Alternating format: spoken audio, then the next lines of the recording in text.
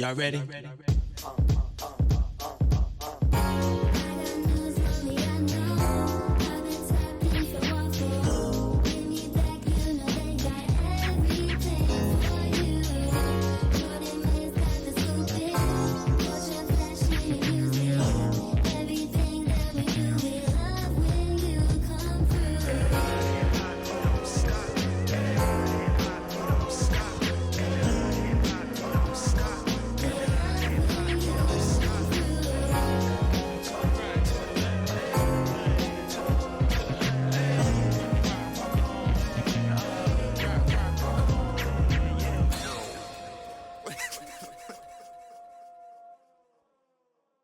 What's up, Wafflers? It's your girl, Jordyn Mayes. I hope you guys have been well, and I hope you've had some waffles for breakfast. Guys, welcome back to the toaster. We've got another episode for you, and it's gonna get hot, bro. We're putting someone in the hot seat, and I can't wait to show you guys who it is.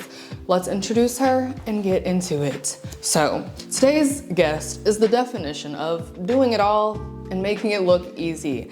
She's an Atlanta native who didn't just wait for her turn, she took it. At 16, while most of us were just trying to pass the driver's test, she was already launching her own business and buying her first car. Who can say they've done that? Exactly. Since then, she's conquered the hails of FAMU. She's built a fitness brand, she's a singer, and she keeps the girls in check. She's currently the most nominated artist for They Got Next Up, and her latest album, Crying a Lot Less Lately, is very much vulnerable and the anthem we all need for 2026. She's a scholar, she's a mogul, she's an artist, and she's the it girl. Please welcome the incredibly talented Jiah. Yes, thank you. That introduction was like tea. Welcome to the toaster. I hope you're feeling great. I'm feeling great. We're gonna get into it, and are you ready? I'm ready. Okay, period. So take us back to where it all began, when you realized singing is what you wanted to do. Right. So my first memory is when I was 9, and I made a song with my sister. She produced it. And yeah, that was the beginning. Once I made that, I was like, this is what I want to do. And I always knew that. And just being an artist was always one of those things in my head. Like, it kind of seemed so far away. Like, you look at like the big people like Beyonce and Rihanna, and it just seemed so far away. But as I got older, like all the pieces just started falling and going in the right direction. But yeah, 9 years old, that's when I first knew. Period. And who were like your musical influences growing up? Like, who did you look to? Who really gave you like, I want to be like them when I grow up? Or should we say, who's your musical Mount Rushmore? Okay, Rihanna, she's first, like hands down. Love that. Yeah, since a kid, I just always love her. Like everything about her, from the artistry to the business aspect of her, fashion, just everything. Like, she's just so well-rounded, and that's just kind of how I want to be as an artist. But of course, Beyonce, you know, in my day and age, of course. Let's see who else. Lauryn Hill. Excellent choice. I'm gonna say Drake too. I really like him lyrically, and his melodies are crazy too. They are. Kendrick tried to take him out. He did try, yes. So, you know, you've been doing this for a long time. Why was getting a degree a non-negotiable for you? It's just the way I was raised, to be honest. And I went to private school, so it just didn't really make sense not to go to school, to be honest. There were many times I was in school and it was like, I don't really want to do this, but I was just talking. Like, I knew I was gonna do it, and I knew it just didn't make sense not to. You know how our parents just have our brain wired to think certain things are acceptable. Now it's just in my head. It was something that I knew I needed to do. Like, it was just... Period. And how was FAMU, like the HBCU experience? Would you promote it? Is it everything that they say it is? I would definitely promote it, yes. Because it's so funny. Because like I said, I went to private school. So most of the schools I applied to were PWIs. And just because at the time I didn't even know I wanted to do music, like I wanted to go into like med school or even possibly law school, I just didn't know what I wanted to do. So I applied to Florida State and I didn't get in until second semester. Like, they wanted me to go abroad or go to a different university until spring semester. Or I could have just sat out, took, a gap semester. But I ended up going to FAMU, which is right across the street. And then I ended up staying. I never went to Florida State. Like, I forgot about it. So, yeah, it was just crazy how I ended up there. Yes, and you saw it through. Okay, so between Atlanta and college, how have those influences shaped the sound of your music? They've heavily shaped the sound. I would say Atlanta, just the culture and like that grittiness and just who we are inevitably has shaped my sound, especially from hip hop to R&B. Like, I can't even choose a side. Like, it's just a mesh in my head. But I would say college more so gave me the experiences I needed to be able to write the music that I'm writing. It's like Atlanta laid the foundation, being in Atlanta, and then Tallahassee kind of gave me the experiences. Period. Oftentimes, like, the music industry and, white people try to put us in boxes. So, we're either a rapper or we're an R&B singer. Like, there's no pop. Like, what do you categorize yourself as an artist? Like, where do you put yourself? I don't like to, because I can't, because it's like sometimes I don't even know what it is. And I like to leave that up to the people, to be honest, because everything's subjective. Like I'll pull up an album from an artist that, like, for example, Kareem Bailey Rae, I had pulled up her old album and it's classified as rock. And I was like, okay, I could see that, but that wouldn't have been my first, guess. So it's like, really, like, you can't even really put a name on this stuff. Like, I try not to. I just let the people do it. You're just vibing out. You're an artist. Just vibing out, literally. Period. Okay. Would you say you went all in on music post-college? Were you balancing school and music at the same time? I was. I had already went all in before I left college. And how was that? Because, they're student athletes. But how was it being like an artist scholar? Right. It was challenging. It was. I can say that now that I'm not a student anymore, there's so much more I could do. Like, my days, like, I'm like, there's this many hours in a day. Like, I'm getting so much more done. So that's the only difference I can say, that I've just been able to free up more time for myself. But I'm still balancing things, because, you're still balancing life and, your social life and stuff like that. But honestly, that's kind of what college was for me. It was like balancing music, and then college was a part of my social life. Like, we got the studies done and everything. Big but facts. You are the most nominated artist for They Got Up Next. Yes. Clock it, congrats. Yes, thank you. How does it feel to be the most nominated artist? It feels great. Like, I'm really overwhelmed about it. I really am. And I feel like it's just a really, really great glimpse into my future. And I'm just glad that, a platform like them is even supporting me and saw something in me. Because it kind of just came out of nowhere. It was like this award show's going on, and, they were the ones who got me the billboard and everything as well. So they've really been showing a tremendous amount of support. But I'm just excited. I'm performing too, so that's going to be exciting. And I'm really excited too about all of the other up-and-coming artists who are nominated and also going to be there. Just having us all in that same room is going to be really exciting. That is super exciting. It is. And are you an independent artist? I am. How is that? It's challenging at times, but it's also very freeing. Like, I don't really have any restraints, so you can't complain about that. Like, freedom is everything. That's so true. And in a world that, is so fast, and we've got TikToks, and everybody's got, we don't have the mental capacity to sit through, bodies of work. People are very... Right. Yes, exactly. How do you feel about making timeless music in a time where people are just spitting things out for a viral TikTok moment? I do think about it often, but I never think about not continuing to be myself and not continuing to make the music that I like, because then it wouldn't be fun. Right. It just genuinely really wouldn't be fun. And like I said, freedom is everything. So true. It's weird times that we're in. Alrighty, so we're gonna get into the music, your music. If you had to pick one of the songs from your latest EP to be like a homecoming anthem, which song are you thinking A homecoming about? anthem? Is this like at like a HBCU Yes, homecoming absolutely. anthem? For my new EP? Yes. Okay, I'm gonna have to say Trust. Yeah, I'm gonna have to say Trust, cause it's a lit vibe, and I came from the littest HBCU, so I love that. Speaking of the most recent music you've put out, you put out an album called Crying a Lot Less Lately. Yes. So it implies that you're healing, and you're on a healing journey. Was there a specific moment that inspired this album?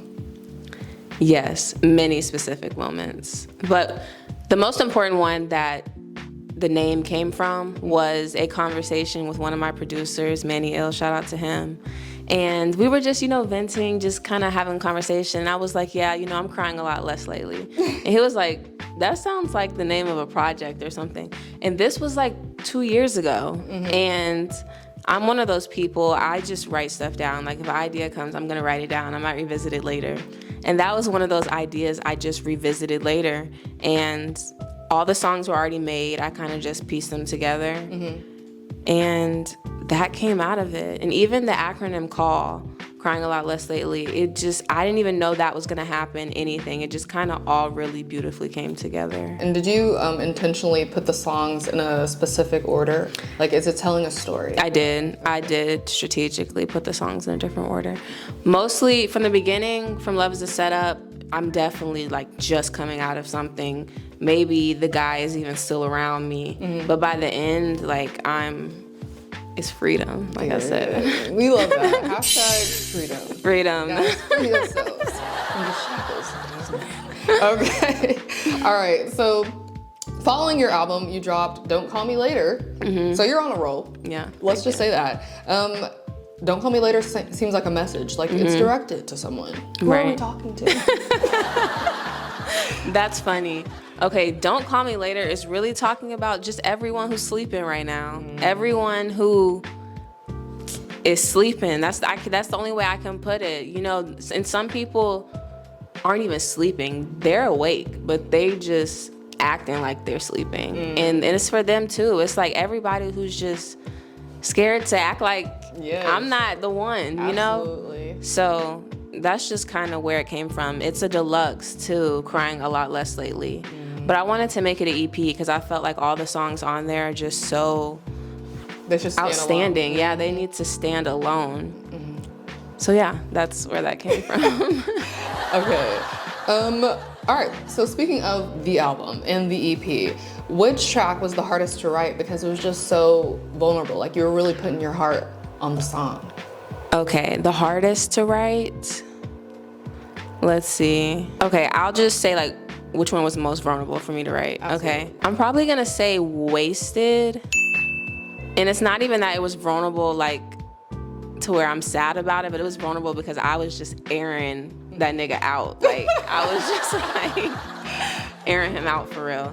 But it was how I really felt. So I'm gonna have to say Wasted. Period. Or Greatest in the Making, the outro, because it's just very heartfelt. Like I feel like I could cry to that song. Do you feel like as an artist, it's hard to protect your, privacy when you have to kind of put your raw feelings on a song and then people can assume like, I know what she's talking about. I know her because she literally just put her heart on this song. So I feel like I know her, but there's like boundaries as well. Yes. Like, is it hard to maintain privacy when being so vulnerable in your music? It is, but when I'm creating, like I can't help it. So I just say what I say, and then when I'm listening back, it's like, dang, do I want them to know this? But it's like I've already said it. And that's honestly what people want the most. Like I'm just always so surprised like how people can relate to some of the stuff I say. It's like you can really relate to that. Like that's crazy because you really feel alone in a lot of the stuff you feel sometimes, but someone's always gone through something you've been through. So that helps me stay authentic. Period. Yeah. And speaking of all the projects that you have been putting out, are there any dream collabs you have? Like, is there anyone you're dying to work with? Rihanna. Period. Yeah, she's first. I just always have to put that out there every interview. We need her to drop a she's project number one. first. Yeah, no, seriously. It's been a decade. She's in the studio though. Like you saw that? Yes, I did, but I'm not convinced. Yeah. I'm simply not convinced. She's gonna be in the studio and come out with a song for some animated movie. Oh my gosh. That's No, what she yeah, I loves feel to that do. though. Any rappers? Any rappers? I'm gonna say Drake. Yes. Me and Drake would make something crazy. Yes. Yeah, I'm gonna have to say Drake. I'm not gonna lie. I love that. And, you know, Atlanta being the city that it is, are there any underground artists that, you know, the world should be looking at? Yeah, I'm gonna shout out Jiah Activist. Okay. He's really dope. He could spit, but also he makes real smooth music as well. I'm gonna shout out OK Surf because he been working too, and he got some bangers. Atlanta is the mecca of hip hop. How do you stay girly and melodic in a city that's so dominated by trap music? It is hard sometimes. Because like I said, even that balance between, I don't put a label on it, but you know, technically hip hop between R&B, it's like just trying to find that balance, like I said, because people are always gonna classify it as something, but all I can do is just create what I create. That's so true. Yeah. Yes, very much being an individual and standing out. Alrighty, so guys, we're gonna take a commercial break, but when we get back, you know it's mid-show game time.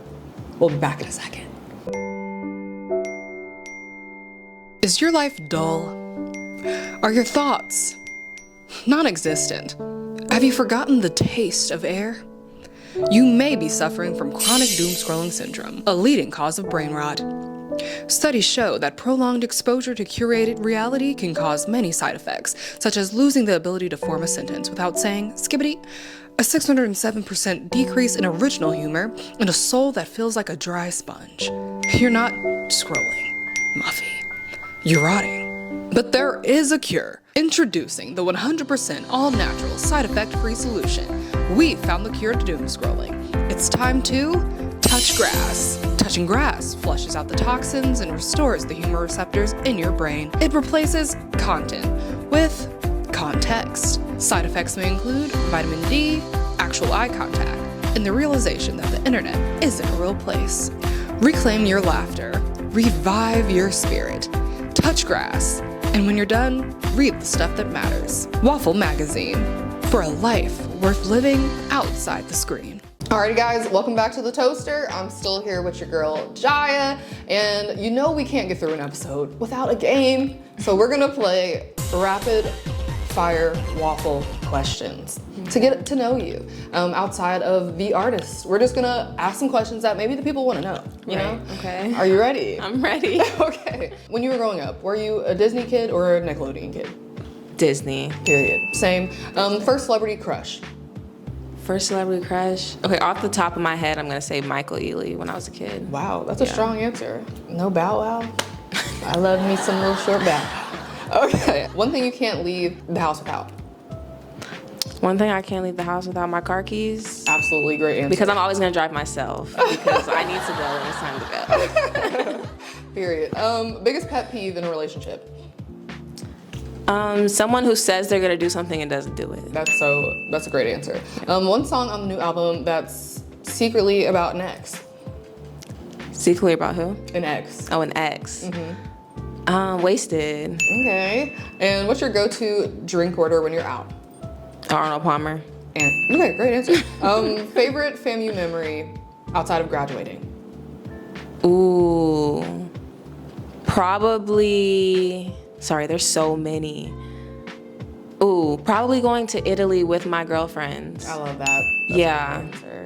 I mean, that didn't happen at school, but it happened with my friends from school, and yeah, that was lit. Cute. And is the pizza and the Italian food everything they say it is? It is, but you know what? It's a different taste. Okay. It definitely is a different taste. Like, it's not gonna taste like American pizza, but it was still good. Period. And heels or sneakers? Sneakers. One word to describe your 2026. Blessed. That's a great answer. Makeup or no makeup? No makeup. Period. The most famous person in your phone? My phone. Who is the most famous person in my phone? That's crazy. I don't have Rihanna's number. I wish you said maybe am I following? I don't know. Is she in your following? Does Yeah, follow she you? follows me. Oh, fire. Mom, who is this? Let's see. Okay. I can't think. Let's just say my best friend Jiah. Period. And what's your toxic trait? My toxic trait. I'm not toxic. Okay, I'm just kidding. Probably I do be thinking I'm right a lot. I need to work on that. Good answer. Very self-aware. Dream destination for a music video? I would say Fiji or Bora Bora. Cute. Love that answer. Okay. And if you weren't a singer, what would you be? If I wasn't a singer, I would still be in the music industry, doing something creative. I love that. And can you draw? I can draw. Cute. Love that. Alrighty, guys. And that's a wrap on Waffles Rapid Fire Questions. We're going to get back into the questions. Yeah. Okay, so you bought your first car at 17. Looking back, what's the biggest piece of financial advice that you could give someone? I'm not gonna lie to you. I don't know if I'm the best person to do that, truthfully. But at the time, I can tell you that that's when I had started my business, and that's just what I wanted to put my money into as a 17-year-old who didn't have any bills to pay. Period. So I wouldn't necessarily take my advice, because looking back, I splurged a little more than I probably should have at that age, just because I had just got that car. The day I got it, I literally hit a mailbox. I literally went to my best friend's house and hit her neighbor's mailbox. So like I said, I don't know if I'm the best person to get that advice from, but that's what I did. Period. And, looking back at all you've done and how quickly time flies, what's a piece of advice that you would give 17-year-old you? 17-year-old me.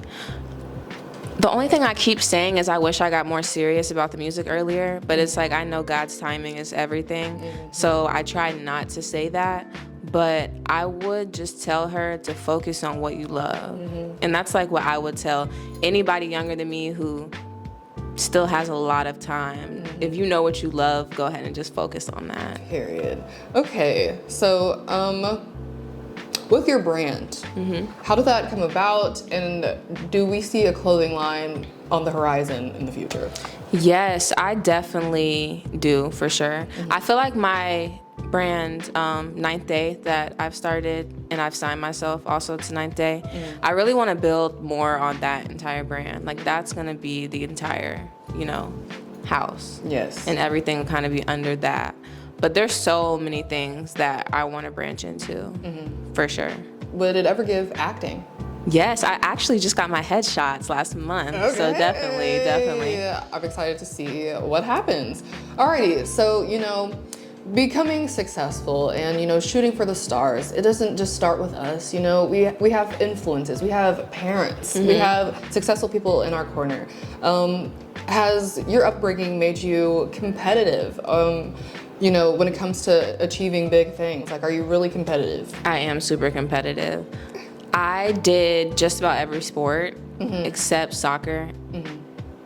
So yeah, I'm definitely competitive. And that was up until I was 18. I was still doing sports up until I was 18. And I feel like that's where I get a lot of my discipline from as well. Sports laid a lot of foundation in my life. Do you feel like the music industry is one giant competition? It is, in a sense. It is. And as much as you tell yourself you need to stay in your own lane, which you do, need to stay in your own lane. But you can't help but, want to be the best or want, Yeah, I love that answer. Alrighty, so who is your greatest role model? My mom. Yes. And looking to the future, how do you want your brand to evolve now that you are an adult and that you are focusing so heavily on the music? Right. Like I said, I really just want to build Jiah and Ninth Day. That's like my main focus right now, the entire entertainment, business. I even want to step into film. fashion. Everything. Yeah, everything. Even helping other artists. Like once I'm, where I want to be, I mean, that never stops because, I'm always reaching for different, heights. But once I'm in a place where I feel like I can reach down and help others, I definitely want to do that as well. That's a great answer. And where did you get the name Ninth Day? I was born on the 9th day of November. Love that. Cute. I was like, because there's only 7 days in the week. So that is funny. Ninth day. A ninth day. Like, yeah. What's happening? Okay. Alrighty, guys. So we're gonna wrap this episode up a little bit.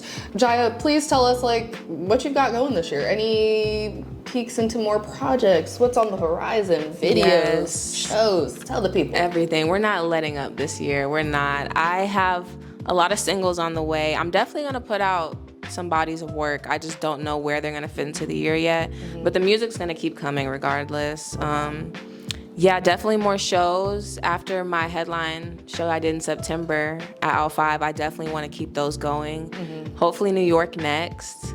And I just want to keep that going as well. But yeah, we're going to keep creating, keep pushing content, and just keep doing what we're here to do. And if you could describe your 2026 in 3 words, what would those words be? 3 words. I'm going to win. I love that. That eats. Hashtag I'm gonna win. And for the people who, don't know you, what's something that people likely don't know about you that you could tell the people that could surprise them? That I'm a twin. I love that. I'm also a twin. And that you're also a twin. Yes. There's something there. There's something there for sure. Okay. All right. So we're gonna ask quick questions before we wrap. Okay. Atlanta or Florida? Atlanta. And who has better food?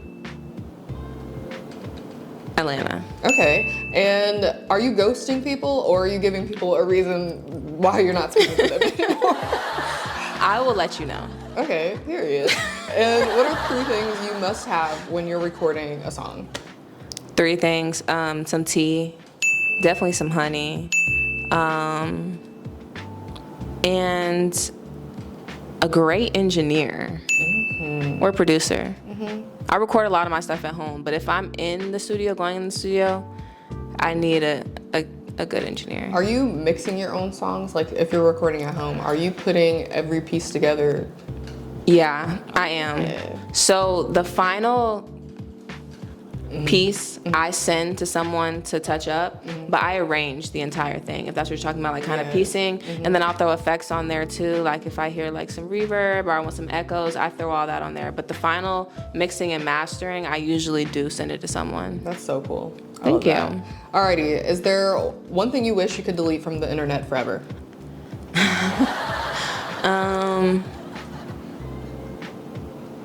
No, not really. I love that. And by 2028, will we be calling you a Grammy winner or Fortune 500 or both? Both. I love that. And I shouldn't be sitting here if not. Yeah. Period. Guys, that's a wrap. Waffles or pancakes? Waffles. Duh. Clock it, guys. Alrighty, y'all. That's a wrap on this episode of The Toaster. I hope you guys enjoyed getting to know Jiah a little bit better. I know I did. Y'all, she's got some things to do, and we gotta go. So, Wafflers, stay tuned. We're just getting started. I'm always gonna keep the toaster crazy, and y'all have a good one. Bye. Bye. Y'all ready?